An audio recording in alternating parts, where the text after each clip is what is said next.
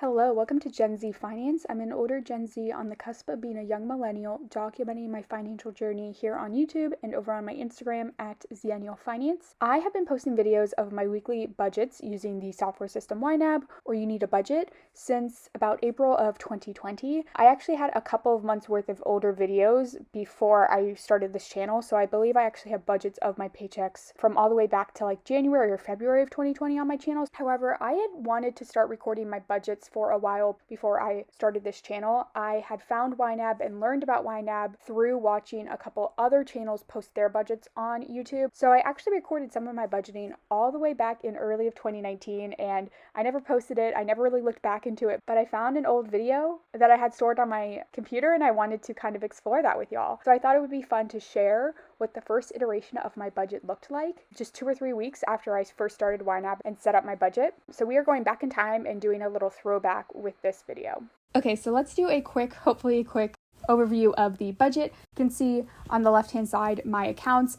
You can see at the time my on-budget accounts were actually very simple. I just had a checking, a savings account, some money in cash, and one credit card. And then you can see my tracking accounts. So I had 6 student loans at the time. I broke these out individually into each group of loan. The first 2 were Parent Plus loans, taken out my mom's name for my education, so I was paying them off. And then the last 4 were my federal student loans. The only significance in their order is that they are ordered from top to bottom in the priority of which I would be paying them off. So Plus Group B, the $7,200, was my first priority and the one that I was going to try to pay off fastest. And then I was going to end my journey with Federal Loan A at $5,500. And this took into account the interest rate. So the highest interest rates were at the top. They are in order of highest interest to lowest interest. And then looking over at my main category groups, I only had 5 of them. And one of them is the credit card payments that YNAB makes you have every time you have a credit card attached to an on-budget account. So technically I really only had 4 main categories. If we look at my credit card, it was a very low balance at the time because I never really did have credit card debt. That was one thing that my mom was really, really good about. She scared the living crap out of me on credit cards. I'm really proud that when I started YNAB, I didn't really have large balances on my credit card anyway. And then YNAB just gave me the confidence to actually know how to use credit cards correctly. So at the time that I was filming this, I think this was like the first couple of days of March 2019, my credit card balance was $50. Next, we have my subscriptions. So I had 6 subscriptions at the time. Hulu, Planet Fitness, which wasn't really a subscription, it's a gym membership fee, Apple Storage, Netflix, YNAB, and then Amazon Prime. Now, most of these I end up getting rid of pretty quickly. I get rid of Hulu and then Planet Fitness because I realized that they're just kind of large subscriptions and I just didn't feel like they were worth it. And then here we have my student loans. So I decided to create a specific category line for each specific student loan. I'm not necessarily sure I would recommend other people do that. I believe most people just kind of have like one line for all student loans, but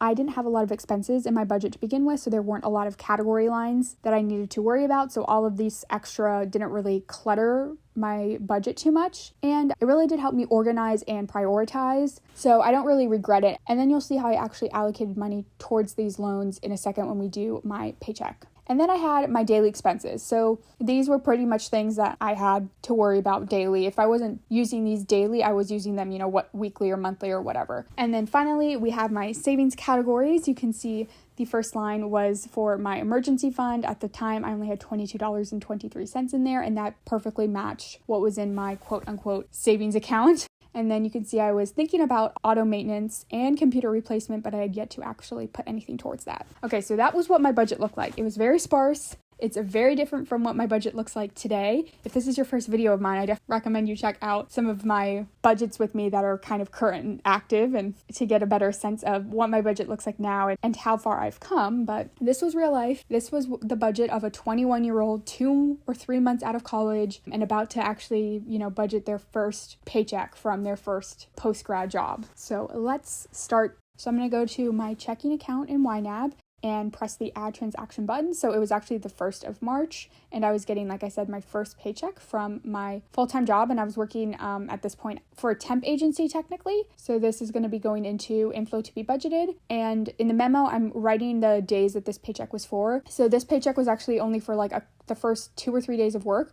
So I think I began like on a Wednesday, and I worked Wednesday, Thursday, Friday, submitted my time for those 3 days, and then I get paid the week after that. So it's a very small paycheck because it was only for those first few days. So this first paycheck wasn't even for a full week of work. And I remember being so disappointed when I like looked at this paycheck and the amount that I was being paid. I knew it wasn't going to be a lot because I was only making $14 an hour, but it was $272.83. And I was like, oh crap, I have $28,000 in student loans and I have less than $300 coming in for a paycheck. Like, I have a bachelor's degree. Like, what? So I'm also adding transactions to my credit card. I was filming this on a Friday after I got home from work, so I had to park at work for $5 that day. So I had to enter that transaction. And you can see that kind of put me over in the parking category for March, but we will kind of correct that and address that in a second. So let's go ahead and start with my subscriptions, because these were at the time like the only real bills I had. I had just started my job, so I wasn't even giving my mom money for like my phone bill or my car insurance. So in a couple months, I start paying my mom like $150 to cover all of my bills, because at the time my phone bill and my car insurance was under her name. But this again was my first paycheck, so I didn't even have money to give her at that time. And at this time, she was okay with me simply focusing on my student loans completely. So that was part of like the deal. I moved in, I didn't have to pay anything for a little bit while I found a job. I just needed to take care of the student loans and at least, make all of the minimum payments. So here I am selecting those 3 subscriptions because I will be getting rid of Hulu, I'm getting rid of Planet Fitness, and then Prime is already covered for the month. So I'm selecting those 3 subscriptions. They all have a target. At the time they were called goals, but they all had a target of how much I needed to put towards it every month. And then I'm just going to come to the side and click the underfunded button. You can see it was going to be $33.85 to fully fund all 3 of those subscriptions. And a big part of that was for YNAB because I only had a couple of months to save up for the full $84 annual fee. So that was a lot of money at $21 for a couple months to save up for that. So now I'm coming down to the daily expenses. We're going to take care of the overspending. I'm going to start by doing the $5 that I need to cover the spending that happened today. And then I'm going to budget another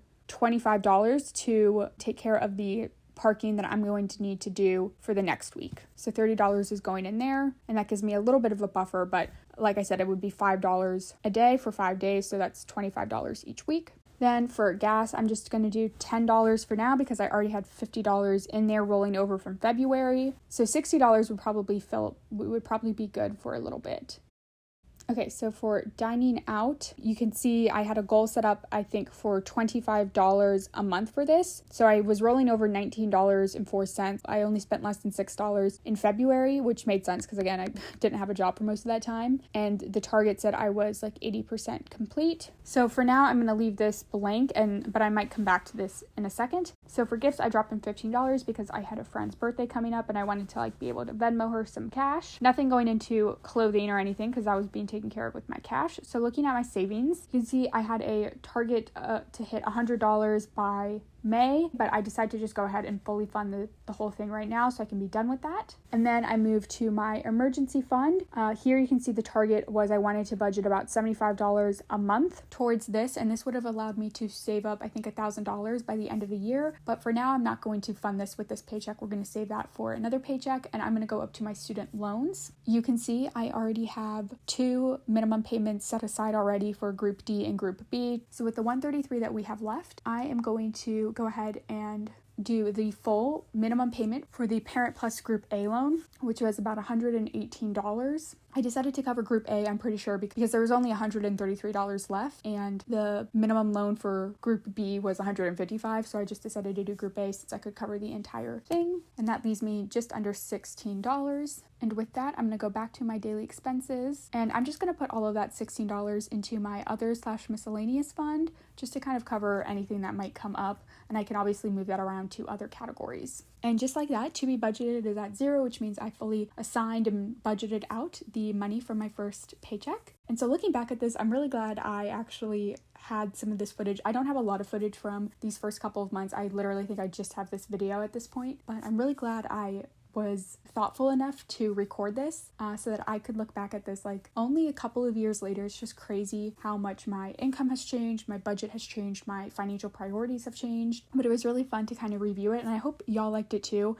because again, one of my regrets is that I didn't start my channel earlier and share more of my journey, particularly my debt payoff journey. By the time I started my channel in 2020, I only had about $10,000 left, and it was like a very fast progression at that point, where when I first began in February, March, it was slow. You could see the amount of money I was making and just how much student loans I actually had. It was a lot slower of a process, but this was kind of fun for me to look back on. I hope y'all found it kind of interesting and fun as well. And like I said, definitely check out some of my newer budget with me's if you have not yet already, to get the full picture and change between just the past couple of months. So as always, I hope y'all are staying safe and healthy and that you have a good day.